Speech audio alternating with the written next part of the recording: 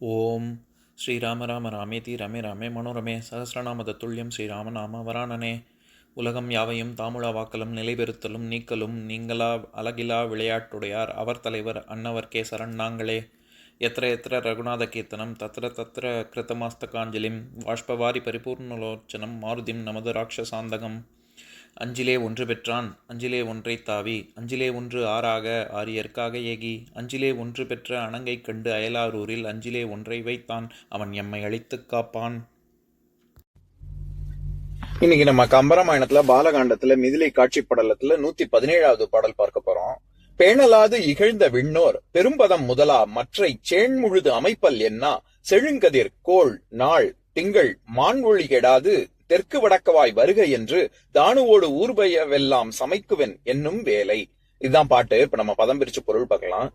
சினந்த விஸ்வாமித்திரன் பேணலாது என் வார்த்தையை மதிக்காமல் இகழ்ந்த விண்ணோர் என்னையும் திரிசங்குவையும் அவமதித்த தேவர்களது பெரும் பதம் முதலா பெரிய பதவி முதலாக மற்றை சேன் முழுது மற்றை விண்ணுலக முழுவதையும் அமைப்பல் என்னா வேறு படைப்பேன் என்று சொல்லி செழுங்கதிர் என்னால் படைக்கப்பட்டு என் கட்டளைக்கு உட்படும் செழுங்கதிர்களை உடைய கதிரவனும் திங்கள் சந்திரனும் கோள் மற்றைய கிரகங்களும் நாள் நட்சத்திரங்களும் மான் ஒளி கெடாது மாட்சிமை மிக்க தத்தம் ஒளி குன்றாமலும் தெற்கு வடக்கவாய் தென்திசை உதயமும் வடதிசையை மறைவும் ஆய் வருக உடையனவாகவும் சஞ்சரித்து வருக என்று என கட்டளையும் இட்டு தானுவோடு ஊர்வ நிலையியல் பொருள்களுடனே இயங்கியல் பொருள்களும் எல்லாம் ஆகிய எல்லாவற்றையும் சமைக்குவன் இப்பொழுதே படைத்து விடுவேன் என்னும் வேலை என்று தொடங்கும் பொழுது. இப்ப நம்ம இந்த பாட்டுல இருக்கக்கூடிய நயங்களை பார்க்கலாம். இதுவும் குலக செய்யுள் வகையை சேர்ந்ததுதான். என்னும் வேலை அப்படின்னு தானே முடிஞ்சிருக்கு. இதனுடைய கருத்து இனிவரும் பாடல்கள் தொடர்ந்து அதுலதான் முற்று பெறுகிறது.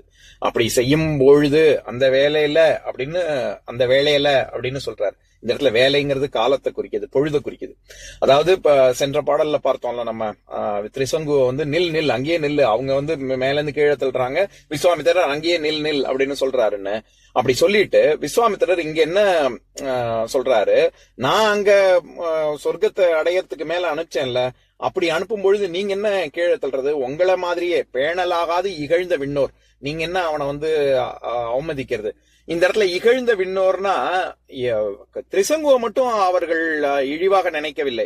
இந்த உடம்போட நீ வரணும்னு நினைக்கிறே நீசனே, நீ கீழே போ அப்படின்னு அவனை மட்டும் அவமதிக்கவில்லை. அவனை அனுப்பிச்ச விஸ்வாமித்திரனையும் சேர்த்துதான் அவமதிக்கிறாங்க. அதனால இகழ்ந்த விண்ணோர். அதனாலதான் நம்ம அர்த்தம் பார்க்கும் பொழுது என் வார்த்தையை மதிக்காமல் அப்படின்னு திரிசங்குவையும் சொல்றாரு, தன்னையும் சொல்றாரு. இப்ப யாராவது நம்ம வீட்லயே யாராவது ஒருத்தவங்க இதை போய் வாங்கிட்டு வா அப்படின்னு சொன்னாங்கன்னா, அவங்க தர மறுத்துட்டாங்கன்னா யாரு அனுப்பிச்சாங்களோ அவங்களுக்கும் சேர்த்து தானே கெட்ட பேரு.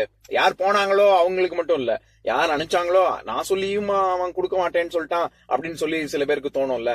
அந்த மாதிரி விஸ்வாமித்திரர் சொல்றாரு, என்னையவா நீங்க மட்டமா நினைக்கிறீங்க, சேன் முழுது அமைப்பல் அப்படின்னு. சேன்னா மேல அப்படின்னு அர்த்தம். சேன் முழுது, அதனாலதான் சேந்தின்னு கூட நம்ம சொல்றோம்னு சொன்னேன்ல. சேன் முழுது அமைப்பல் அப்படின்னா நான் உங்க உலகத்தை மாதிரியே அதை விட இன்னும் பிரமாதமாக மான் ஒளி கெடாது. ஏன்னா இந்த இடத்துல மான் ஒளி அப்படிங்கிறது பொதுவாகவே சூரியனும் சரி சந்திரனும் சரி தம் கிரகங்கள் எல்லாத்துக்கும் அதற்குன்னு இருக்கக்கூடிய ஒரு கால அமைப்பு, அதற்கேற்ற மாதிரி அதற்கேற்ப ஒரு கூட ஒளி கொடுக்கும், கம்மியாக ஒளி கொடுக்கும், கிரகணம் எல்லாம் இருக்கும், அந்த மாதிரி எல்லாம் இருக்கும்ல. ஆனா நான் அமைக்கக்கூடிய ஒரு உலகத்துல காலங்களின் வேற்றுமைகளால நேரக்கூடிய ஒரு ஒளி குறைவு சுத்தமா இருக்காது. அப்படிங்கறதுனாலதான் மாட்சிமை பொருந்திய ஒளி கெடாது நான் உலகம் அமைப்பேன் அப்படின்னு விஸ்வாமித்திரர் கோபம் கொண்டு சொல்றாரு. அப்படி சொல்லும் பொழுது என்னென்னலாம் அமைப்பேன் அப்படின்னா, செழுங்கதிர், ரொம்ப செழுமையான கதிர்கள் கொண்ட கதிரவனும், கோள் கிரகங்களும், நாள். இந்த இடத்துல நாள்ங்கிறது நட்சத்திரத்தை குறிக்கும். நாள்ங்கிற சொல்லுக்கு கிட்டத்தட்ட 13க்கும் மேற்பட்ட பொருள் இருக்கு. நம்ம எல்லாருக்கும் தெரிஞ்சது தினம், ஒவ்வொரு தினசரி நம்ம நாள்னு சொல்றோம்ல, அந்த தினத்தை குறிக்கும், துன்பத்தை குறிக்கும். அடுத்தது இது ஆயுள்ல குறிக்கும். நல்ல நாள் பார்க்கிறது அப்படின்னு சொல்றோம்ல, மங்களகரமான நாளையும் குறிக்கும். முற்பகல் பொழுது, அதுக்கப்புறம் புதுமை, இளமை, ஒரு பூ, அன்று மலர்ந்த பூ, இந்த மாதிரி பல பொருள் இருக்கு. இதெல்லாம் தவிர நாளுங்கிறதுக்கு நட்சத்திரம் அப்படின்னு ஒரு பொருள் இருக்கு. இதத்தான் நம்ம இதெல்லாம் தவிர நாளுக்கு நட்சத்திரம் அப்படின்னு ஒரு பொருள் இருக்கு. தொல்காப்பியத்துல எழுத்ததிகாரத்துல 286வது நூற்பா திங்களும் நாளும் முந்து கிளந்தன்ன அப்படின்னு அந்த இடத்துல நாள் அப்படிங்கிறதுக்கு நட்சத்திரம் அப்படின்னு தான் பொருள். அந்த மாதிரிதான் அந்த அர்த்தத்துலதான் இங்க கம்பர் சொல்றாரு. அப்புறம் திங்கள், நிலவு, இது எல்லாமே ஒளிகிடாமல் தெற்கு வடக்கவாய் வருக. அது என்ன நீங்க சொல்ற திசை கிழக்கு மேற்கு தானே. நம்ம எப்பவும் எல்லாருக்கும் இந்த உலகத்துல இருக்கிறது கிழக்கு மேற்கு அப்படின்னு தானே தோன்றி மறையக்கூடியது. ஆனா விஸ்வாமித்திரர் என்ன சொல்றாரு, என்னுடைய தவ வலிமையினால நான் தெற்கு வடக்கவாய் நான் என்னால செய்ய முடியும், இந்த வேற ஒரு உலகத்தை பிரதானமாக படைக்க முடியும் அப்படின்னு சொல்லி, அதுல என்னென்னலாம் இருக்கும் அப்படின்னா, தானுவோடு ஊர்வை எல்லாம் சமைக்குவேன். இந்த இடத்துல சமைத்தல் அப்படின்னா பக்குவப்படுத்துதல். படைத்தல், சமைத்தல்ங்கிறத ஏன் நம்ம படைத்தல்ங்கிற பொருளை கொண்டு வரோம்னா பக்குவப்படுத்துதல் அப்படின்னு அர்த்தம். அதனாலதான் நம்ம சைவ சமயம், வைணவ சமயம் அப்படின்னு சமயம்கே ஏன் சமயம்னு பேருன்னா, ஆன்மா பக்குவப்படக்கூடிய வழியை சொல்வதனால் அது சமயம். சமைக்கிறது, சாப்பாட்டை நம்ம சாப்பிடக்கூடிய, நம்ம எடிபிள், அதாவது நம்ம உட்கொள்ளக்கூடிய அளவுக்கு பக்குவப்படுத்தி அதை நம்ம தயார் பண்றோம். அதனாலதான் அதுக்கு சமையல்னு பேரு. அதே மாதிரிதான் பெண் சமைந்து விட்டாள் அப்படின்னு சொல்றதும், பெண் பருவம் எய்தி விட்டாள், பக்குவம் அடைந்து விட்டாள் தாயாவதற்கு அப்படின்னு சொல்றதுனாலதான் அதை சமைந்தாள் அப்படின்னு சொல்றோம். அந்த மாதிரி இந்த இடத்துல தானுவோடு ஊர்வை எல்லாம் சமைக்குவேன் அப்படின்னா, நான் இது எல்லாத்தையுமே படைப்பேன். எதெல்லாம் படைப்பேன்? தானுவோடு ஊர்வை எல்லாம். அதாவது இங்கிலீஷ்ல சொல்லுவோம்ல, மூவிங் திங்ஸ், நான் மூவிங் திங்ஸ், அந்த மாதிரி தமிழ்ல ஊர்வ, ஊர்வதுன்னா நகர்வது, நகரக்கூடிய பொருள்கள். தானுவோடு அப்படின்னா நிலை பெற்று இருக்கக்கூடிய பொருள். அதனாலதான் தானுவோடு ஊர்வ எல்லாம் அப்படிங்கிறதுக்கு நம்ம அதாவது நிலையியல் பொருள், இயங்கியல் பொருள் ரெண்டுமே இருக்கக்கூடிய உலகம் அப்படின்னு நம்ம அர்த்தம் பண்றோம்.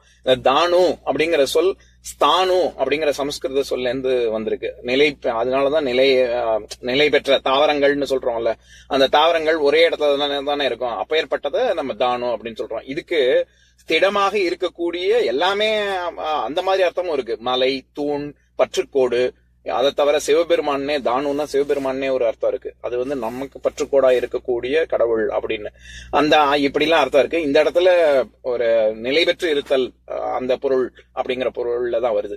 இப்ப நான் பாட்டை இன்னொரு தடவை படிக்கிறேன், கேளுங்க. பேணலாது இகழ்ந்த விண்ணோர் பெரும்பதம் முதலா மற்றை செண்முழுது அமைப்பல் என்னா செழுங்கதிர் கோள் நாள் திங்கள் மான்மொழி கெடாது தெற்கு வடக்கவாய் வருக என்று தானுவோடு ஊர்வை எல்லாம் சமைக்குவன் என்னும் வேலை. இன்னொரு நாள் இன்னொரு பாட்டு பார்க்கலாம். ஓம் சாந்தாகாரம் புஜகசயனம் பத்மநாபம் சுரேஷம் விஸ்வாதாரம் ககனசத்ரசம் மேகவர்ணம் சுபாங்கம் லக்ஷ்மீகாந்தம் கமலநயனம் யோகி ஹிருத்யானகம்யம் வந்தே விஷ்ணும் பவபயஹரம் சர்வலோகைகநாதம். உம்பரோடு இம்பர்காரும் உலகம் ஓர் ஏழும் ஏழும் எம்பெருமான் என்று ஏத்தி இறைஞ்சி நின்று ஏவல் செய்ய தம்பியரோனும் தானும் தருமமும் தரணி காத்தான் அம்பரத்து அனந்தர் நீங்கி அயோத்தியில் வந்த வள்ளல். ஓம் பூர்ணமதః பூர்ணமிதம் பூர்ணாத் பூர்ணமுதஸ்யதே பூர்ணஸ்ய பூர்ணமாதாய பூர்ணமேவாவசிஷ்யதே. ஓம் சாந்தி ஷாந்தி ஷாந்திः. ஓம் சர்வேஷாம் ஸ்வஸ்திர்பவது சர்வேஷாம் சாந்திர்பவது சர்வேஷாம் பூர்ணம் பவது சர்வேஷாம் மங்களம் பவது. ஓம் சாந்தி ஷாந்தி ஷாந்திः. ஓம் சர்வே பவந்து சுகினः சர்வே சந்து நிராமயாः சர்வே பத்ராணி பஷ்யந்து மா கஷ்சித் துக்கபாக் பவேத். ஓம் சாந்தி ஷாந்தி ஷாந்திः.